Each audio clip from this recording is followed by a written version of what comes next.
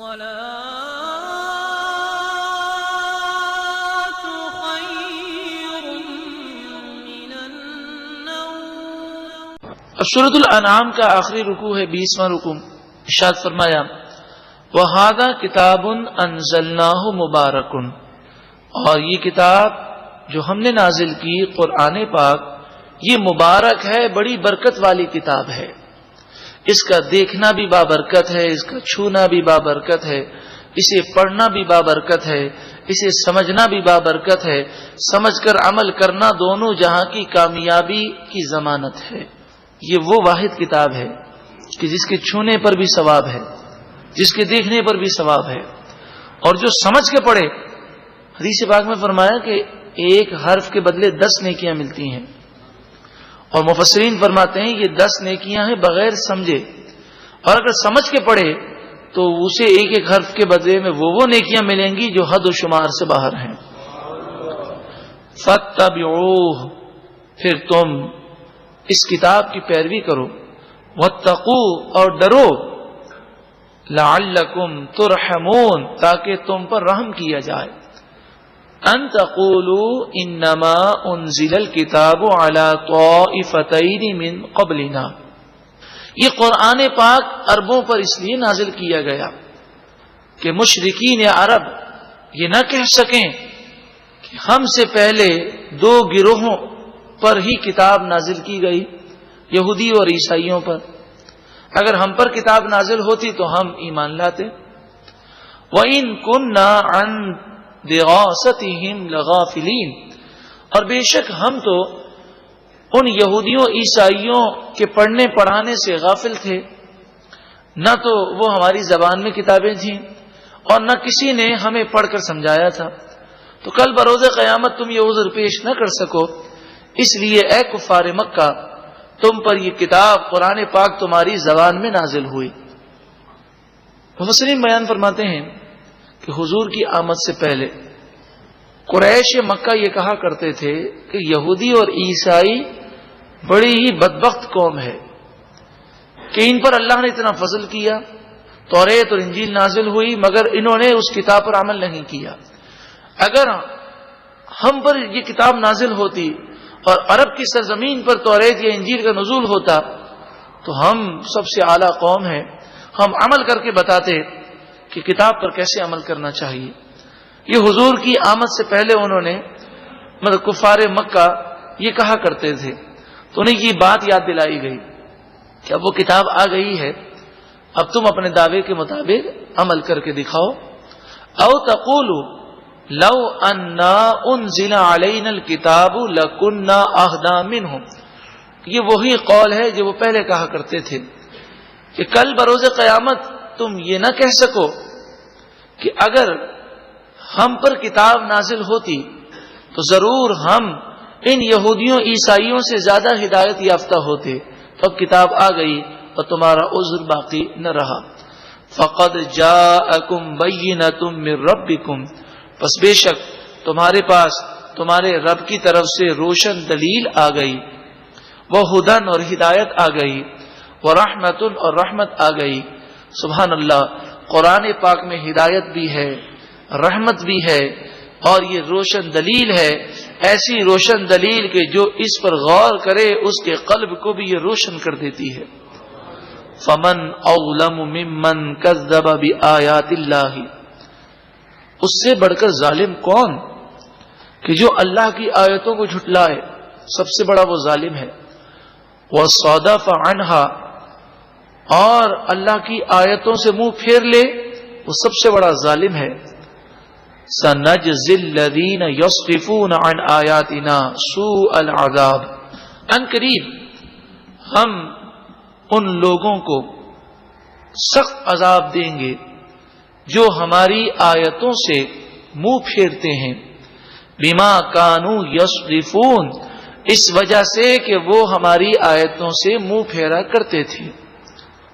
ہدایت آ چکی، نبی اکرم صلی اللہ علیہ وآلہ وسلم کے معجزات، شیخ عبدالحق محدث دہلوی رحمۃ اللہ تعالی علیہ جنہیں یہ شرف حاصل ہے کہ آپ مدرس مکۃ المکرمہ ہیں، آپ درس حدیث حجاز میں دیا کرتے تھے، اور شیخ عبدالحق محدث دہلوی کو یہ شرف حاصل ہے کہ حضور کے روزے پر حاضری دیا کرتے، تو آپ کو حکم ہوا کہ ہند جاؤ اور میری حدیث کی خدمت کرو. تو آپ نے عرض کی یا رسول اللہ صلی اللہ علیہ وسلم، میں یہاں آپ کے روزے پر آتا ہوں، ہند جا کر میں پھر کیسے آؤں گا یہاں پر، اور بار بار آپ کی خدمت میں حاضری کیسے دوں گا؟ تو محققین لکھتے ہیں کہ نبی اکرم صلی اللہ علیہ وآلہ وسلم نے خواب میں ان سے فرمایا کہ یہاں تم آتے ہو ہمارے روزے پر، تم ہماری حدیث کی خدمت کرو، وہاں ہم تمہیں اپنا دیدار کرانے آئیں گے.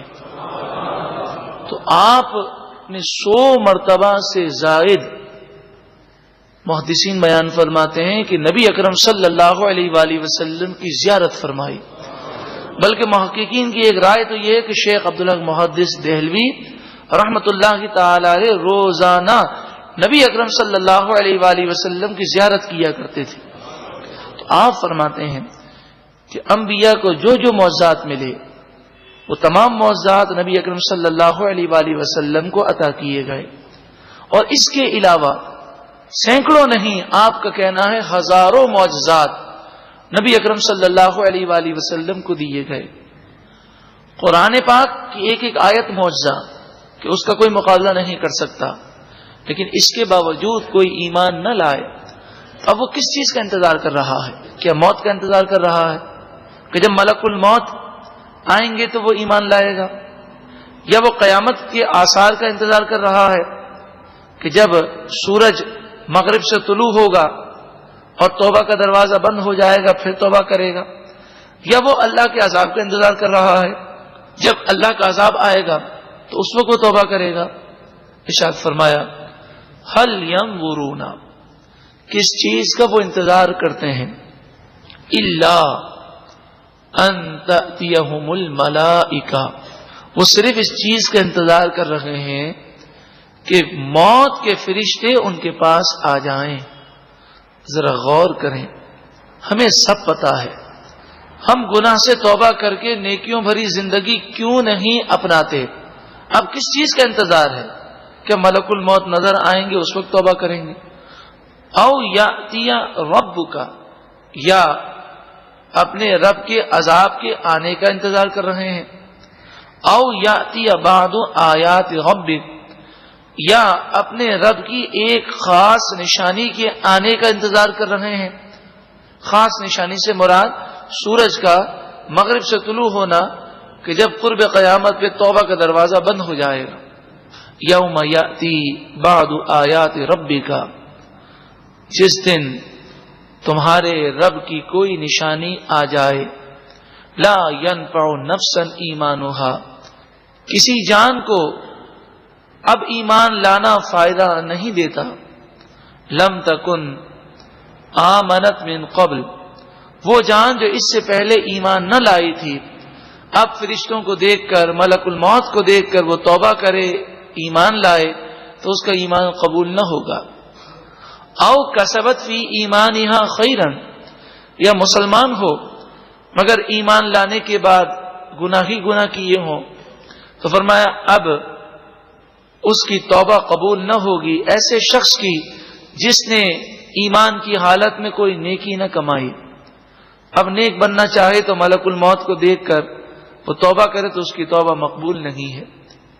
اب آپ سوچیں کہ جب ملک الموت کو دیکھتے ہی توبہ کا دروازہ بند ہو جائے گا، اور ملک الموت آنے سے پہلے کوئی وارننگ تو دیں گے نہیں کہ 4 دن پہلے یا 8 دن پہلے آ کر بتائیں کہ میں آنے والا ہوں.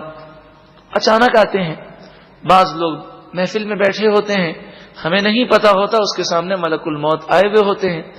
جب اس کی گردن دوسری طرف گر جاتی ہے اور اس کا جسم گرتا ہے تو محسوس ہوتا ہے کہ اوہو اس کی تو روح نکل گئی. تو ہمیں نہیں معلوم کہ ہم کس حالت میں ہوں اور ہمارے سامنے ملک الموت آ جائیں، پھر توبہ کا دروازہ بند ہو جائے. اللہ تعالیٰ کی بارگاہ میں ہم یہ دعا کرتے ہیں کہ اللہ تعالیٰ ہمیں سچی اور پکی توبہ کی توفیق عطا فرمائے اور نیکیوں بھری زندگی گزارنے کی توفیق عطا فرمائے. قل انتظروا انا منتظرون، آپ فرمائیے تم بھی انتظار کرو، بے شک ہم بھی انتظار کرتے ہیں۔ فیصلہ ہو جائے گا اور یہ ڈھیل ختم ہوگی اور اللہ کا عذاب آئے گا، اور موت کے وقت ہر کافر یہ جان لے گا کہ دین اسلام ہی سچا دین تھا۔ ان الذین فرقوا دینہم، بے شک وہ لوگ جنہوں نے اپنے دین کو ٹکڑے ٹکڑے کر دیا، یعنی یہودی اور عیسائی، وکانوا شیعا، اور وہ گروہ در گروہ تقسیم ہو گئے، لست منہم فی شیء، آپ کا ان سے کوئی تعلق نہیں ہے، وہ جہنم میں جانے کے خود اسباب کر رہے ہیں، وہ نہ ایمان لائیں تو آپ رنجیدہ نہ ہوں۔ انما امرهم الی اللہ، ان کا معاملہ اللہ ہی کے سپرد ہے۔ ثم ينبئهم بما كانوا يفعلون، پھر اللہ تعالی انہیں خبر کر دے گا ان کاموں کی جو وہ کیا کرتے تھے۔ کل بروز قیامت جو فیصلہ ہوگا وہ ہمارے تصورات کے مطابق نہیں ہوگا، بلکہ اس کا اصول بیان کیا جا رہا ہے۔ من جاء بالحسنۃ فلہ عشر امثالھا، جو کل بروز قیامت نیکی لے کر آئے گا اسے ایک نیکی کے بدلے 10 گنا ثواب دیا جائے گا۔ یہ تو ایک ابتدائی مقدار ہے، اللہ تعالیٰ جس کے لیے چاہے بڑھائے گا اور ایک کے بدلے 700 گنا ثواب دیا جائے گا۔ واللہ یضاعف لمن یشاء، یہ بھی ایک سمجھانے کے لیے ہے جس سے اللہ تعالیٰ راضی ہوگا اور جس کے لیے چاہے گا اسے ثواب میں اور بڑھا دے گا۔ ومن جاء بالسیئۃ، اور جو کوئی برائی لے کر آئے، فلا یجزا الا مثلھا، تو اسے سزا اسی کی مثل دی جائے گی۔ یعنی اللہ کا کرم دیکھیں، ایک نیکی کے بدلے میں ثواب 10، نامہ اعمال میں 10 نیکیاں لکھی جاتی ہیں، اور کوئی ایک گناہ کرے تو نامہ اعمال میں 1 لکھا جاتا ہے، 10 نہیں لکھے جاتے۔ اب ذرا سوچیں، اس کے باوجود کسی کی نیکیاں اگر کم ہوئی تو آپ اندازہ کریں اس نے گناہ کتنے کیے ہوں گے، کہ نیکی 1 کریں تو 10 لکھی جاتی ہیں، گناہ 1 کریں تو 1 لکھا جاتا ہے۔ اس کے باوجود اگر گناہوں کا پلہ بھاری ہوا تو وہ کتنا گناہگار ہوگا۔ وَهُمْ لَا يُظْلَمُونَ، اور وہ ظلم نہ کیے جائیں گے۔ قل، اے محبوب آپ فرمائیے، اننی ہدانی ربی، بے شک مجھے میرے رب نے ہدایت عطا فرمائی، الی صراط مستقیم، سیدھے راستے کی طرف، دینا قیما، سچا دین، ملت ابراہیم، ابراہیم علیہ السلام کی شریعت کے مطابق، حنیفاً، وہ ابراہیم علیہ السلام جو ہر باطل سے دور تھے، وما کان من المشرکین، اور وہ مشرکوں میں سے نہ تھے۔ مشرکین مکہ کا رد ہے، یہودیوں کا رد ہے، عیسائیوں کا رد ہے کہ یہ تینوں گروہ شرک میں مبتلا ہو گئے۔ یہودی حضرت عزیر کو خدا کا بیٹا سمجھتے ہیں، عیسائی حضرت عیسیٰ علیہ السلام کو خدا کا بیٹا سمجھتے ہیں، اور مشرکین مکہ تو کئی بتوں کی پوجا کرتے ہیں۔ لیکن افسوس کا مقام یہ ہے کہ تینوں گروہ یہ کہتے ہیں کہ ہم ابراہیم علیہ السلام کے دین پر ہیں۔ تو فرمایا ابراہیم علیہ السلام تو مشرک نہ تھے، اگر تم ان کے دین پر ہوتے تو شرک نہ کرتے۔ قل، اے محبوب آپ فرمائیے، ان صلاتی، بے شک میری نماز، ونسکی، اور میری قربانی، ومحیای، اور میرا جینا، ومماتی، اور میرا مرنا، للہ رب العالمین، اللہ رب العالمین ہی کے لیے ہے۔ یہ وہ آیت ہے جو قربانی سے پہلے ہم پڑھتے ہیں، لیکن کبھی اس پر غور نہیں کیا کہ میں کیا رہا ہوں۔ جس کا جینا مرنا اللہ کے لیے ہو، بتائیے کیا وہ اللہ کی نافرمانی کر سکتا ہے؟ جس کی قربانی اللہ کے لیے ہو، کیا وہ قربانی میں دکھلاوا اور نام و نمود کی خواہش کر سکتا ہے؟ وہ تعریف کا خواہش مند ہو سکتا ہے؟ جس کی نماز اللہ کے لیے ہو، کیا وہ بے نمازی ہو سکتا ہے؟ کتنا پیارا درس ہے اس آیت کا تصور اور اس آیت کے معنی پر غور کرنا، یہ قربانی کے کانسیپٹ کو، فلسفے کو واضح کرتا ہے۔ یہ نہیں کہ ہم نے جانور ذبح کیا اور کھایا پیا اور ہم فارغ ہو گئے۔ قربانی ایک کانسیپٹ ہے، ایک نظریہ ہے، ایک فلسفہ ہے کہ آج اللہ کے حکم پر جانور ذبح کرنے کا حکم ہوا تو میں جانور ذبح کر رہا ہوں، تھوڑی سی مالی قربانی دے رہا ہوں، اور جب میرے رب کا حکم ہوا تو میں اپنی جان بھی قربانی کے طور پر پیش کرنے کو تیار ہوں، اپنا وقت دینے کو بھی تیار ہوں، اپنی اولاد بھی میری نظر میں اللہ کے حکم پر فوقیت نہیں رکھتی۔ جس کا یہ نظریہ ہو، کیا بتائیے وہ گناہ کر سکتا ہے؟ لا شریک لہ، اس کا کوئی شریک نہیں، کوئی اس کا مد مقابل نہیں، اس کی ہی عبادت کرنی چاہیے۔ وَبِذَلِكَ أُمِرْتُ، اور اسی بات کا مجھے حکم دیا گیا۔ وَأَنَا أَوَّلُ الْمُسْلِمِينَ، اور میں سب سے پہلے ایمان لانے والا، اسلام لانے والا ہوں۔ مراد یہ ہے کہ نبی اکرم صلی اللہ علیہ وآلہ وسلم کی تخلیق کائنات میں سب سے پہلے ہوئی۔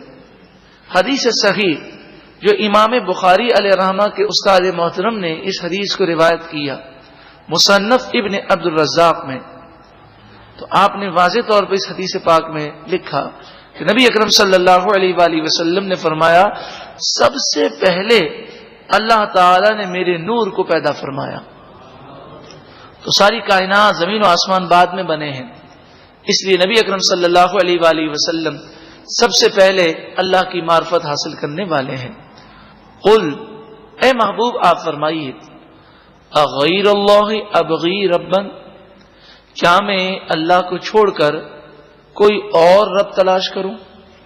وَهُوَ رَبُّ كُلِّ شَيْءٍ، حالانکہ وہ ہر چیز کا رب ہے، پالنے والا ہے۔ وَلَا تَكْسِبُ كُلُّ نَفْسٍ إِلَّا عَلَيْهَا، جو جان برائی کرے گی اس کا نقصان اسی پر ہے، اسی سے حساب لیا جائے گا۔ وَلَا تَزِرُ وَازِرَةٌ وِزْرَ أُخْرَى، کوئی گناہ کا بوجھ اٹھانے والی جان کسی دوسرے کا بوجھ نہیں اٹھا سکے گی۔ اس آیت کریمہ کا شان نزول یہ ہے کہ حضرت عبداللہ بن عباس رضی اللہ تعالی عنہما فرماتے ہیں، ولید بن مغیرہ نے یہ بات کہی کہ اے محمد صلی اللہ علیہ وسلم، آپ بت پرستی کریں، ہمارے بتوں کو سجدہ کر لیں، اور اگر کوئی گناہ بھی ہوا تو میں ذمہ داری لیتا ہوں، یہ گناہ میری پیٹھ پر ہوگا، آپ گناہ سے بری ہیں۔ تو اس پر آیت کریمہ نازل ہوئی کہ گناہ جو بھی کرے گا وہ ضرور پکڑا جائے گا۔ یہ نہیں ہو سکتا کہ گناہ کوئی کرے اور اسے گناہ نہ ہو، اس کا گناہ دوسرے کو ہو۔ اس سے ان لوگوں کو عبرت حاصل کرنی چاہیے کہ جو اپنی اولاد کو یہ کہتے ہیں کاروباری معاملات میں کہ جھوٹ بول، یہ نقلی کو اصلی بتا کر بیچ، اور اگر بیٹا سمجھدار ہو کہے کہ ابا میں جھوٹ نہیں بولوں گا، تو باپ کہہ دیتا تو جھوٹ بول لے، جو بھی گناہ لکھا جائے گا میں اس کی ذمہ داری لیتا ہوں۔ ایسا نہیں ہو سکتا۔ ہاں یہ ضرور ہوگا کہ بیٹے نے جھوٹ بولا تو اسے جھوٹ کا گناہ ملے گا، لیکن چونکہ باپ نے ترغیب دلائی تو باپ کے نامہ اعمال میں بھی جھوٹ کا گناہ لکھا جائے گا، لیکن بیٹا بری و ذمہ نہیں ہو سکتا۔ اس طرح جس کے کہنے پر جتنے لوگوں نے گناہ کیا، اور اگر گناہ جاریہ اس نے شروع کر دیا کہ مرنے کے بعد بھی گناہ کا سلسلہ جاری ہے، اور گناہ کی راہ پر کسی کو لگا دیا، ناجائز بزنس کی راہ دکھا دی، تو جب تک وہ گناہ کرتا رہے گا قبر میں بھی اس کے نامہ اعمال میں گناہ پہنچتے رہیں گے، لیکن گناہ کرنے والے کے گناہ میں کوئی کمی نہیں ہوگی۔ ثم الی ربکم مرجعکم، پھر تم اپنے رب کی طرف لوٹائے جاؤ گے۔ فینبئکم بما کنتم فیہ تختلفون، پھر وہ تمہیں خبر دے گا ان تمام باتوں کی جس میں تم اختلاف کیا کرتے تھے۔ وَهُوَ الَّذِي جَعَلَكُمْ خَلَائِفَ الْأَرْضِ، وہی ہے ذات جس نے تمہیں زمین پر خلیفہ کیا۔ یہاں خلیفے سے مراد یہ ہے کہ پچھلے لوگ چلے گئے، ہم ان کی جگہ پر ہیں۔ جس طرح وہ چلے گئے ایک دن ہم بھی چلے جائیں گے، پھر ہماری نسلیں یا آنے والی قومیں وہ ہماری جگہ ہوں گی۔ ہو سکتا ہے کسی کا بنگلہ اور کسی کا بینک بیلنس وہ موجود رہ جائے اور وہ چلا جائے، اب دوسرا اس کا خلیفہ بن جائے، نائب بن جائے، وارث بن جائے۔ تو یہ تو دنیا کا نظام ہے۔ کہ لوگ چلے جاتے ہیں پھر آنے والے اس چیز کو سنبھال لیتے ہیں. لیکن انسان کو چاہیے کہ وہ اپنا حصہ نکال لے. حدیث پاک میں فرمایا کہ تم میں سے کوئی یہ پسند کرتا ہے کہ وہ مال جو اس کا اپنا ہے وہ زیادہ پسند کرتا ہے کہ کسی دوسرے کا مال وہ زیادہ پسند کرتا ہے. تو صحابہ نے عرض کیا کہ ہم تو اپنے مال کو زیادہ پسند کرتے ہیں, دوسرے کے مال کو ہم کیوں پسند کریں گے؟ تو آپ نے فرمایا کہ تمہارا حال تو یہ ہے, مسلمانوں سے فرمایا کہ تمہارا حال تو یہ ہے کہ تم اپنے مال سے زیادہ دوسرے کے مال کو پسند کرتے ہو. پھر آپ نے اس کی وضاحت فرمائی کہ دیکھو تمہارا مال تو وہ ہے جو تم نے کھایا اور ختم کر دیا, جو پہنا اور پرانا کر دیا, اور حقیقی مال تو وہ ہے جو تم نے اللہ کی راہ میں بھیج دیا. اور جو مال تمہارے پاس موجود ہے اور تم مر جاؤ تو وہ مال تمہارا نہیں, وہ تو ورثہ کا ہے. تو جو لوگ بینک بیلنس جمع کر کر کے رکھتے ہیں اور اللہ کی راہ میں خرچ نہیں کرتے, وہ در حقیقت اپنے مال سے زیادہ دوسروں کے مال کی تیاری کر رہے ہیں. اور مالی حقوق اگر ادا نہ کیے تو کل بروز قیامت گرفت ہوگی. وَرَفَعَ بَعْدَكُمْ فَوْقَ بَعْدٍ دَرَجَاتٍ, اور اللہ نے تم میں سے ایک کو دوسرے پر کئی درجے فوقیت عطا فرمائی. یہ دنیاوی اعتبار سے ہے, شکل و صورت میں, حسن و جمال میں, مال دولت میں, عہدے منصب میں, عزت و شہرت میں, عقل و فہم میں, یعنی کئی چیزوں میں ہم دیکھتے ہیں کہ بعض کو بعض پر فوقیت ہے. کسی پر نعمتوں کا ظہور زیادہ ہے, کوئی کسی فیلڈ میں آگے ہے. یہ مختلف درجات ہیں, کوئی غریب ہے, کوئی امیر ہے, کوئی تندرست ہے, کوئی بیمار ہے. یہ نعمتیں الگ الگ دی گئیں. کیوں دی گئیں؟ لِيَبْلُوَكُمْ فِي مَا آتَاكُمْ, تاکہ اللہ تعالی تمہارا امتحان لے, آزمائش فرمائے ان تمام چیزوں میں جو اللہ نے تمہیں عطا کی. اب دولت مند ہے, اس کی آزمائش ہے, وہ دولت کی محبت میں مبتلا ہوتا ہے یا نہیں, وہ دولت کے حقوق ادا کرتا ہے یا نہیں, وہ غرور و تکبر میں تو نہیں آتا, شکر کرتا ہے. غریب ہے تو اس کی آزمائش ہے کہ غربت کی وجہ سے وہ حرام کی طرف تو نہیں جاتا, وہ غربت کی وجہ سے کفریہ کلمات تو نہیں بک دیتا, وہ غربت کی وجہ سے ناشکری تو نہیں کرتا. یہ انسان کے امتحانات ہیں. غریب کو مال لے کر امتحان میں ڈالا گیا اور امیر کو مال دے کر امتحان میں ڈالا گیا. اللہ تعالی ہمیں اس کی نعمتوں پر شکر کرنے کی توفیق عطا فرمائے اور ناشکری سے محفوظ فرمائے. ان ربک سریع العقاب, بے شک آپ کا رب جلد حساب لینے والا ہے. وَإِنَّهُ لَغَفُورٌ رَحِيمٌ, اور بے شک وہی بخشنے والا مہربان ہے. اس سورہ مبارکہ کے آخر میں اللہ تعالی کی رحمت کا ذکر ہے, وہ بخشنے والا مہربان ہے. ہم آخر میں یہ دعا کرتے ہیں کہ پروردگار سورۃ الانعام سمیت تمام صورتوں کے فیوز و برکات سے ہمیں مستفید فرما, اور اپنی رحمت اور اپنے کرم سے ہمارے گناہوں کو معاف فرما, اور ہمیں سچی پکی توبہ کرنے کی توفیق.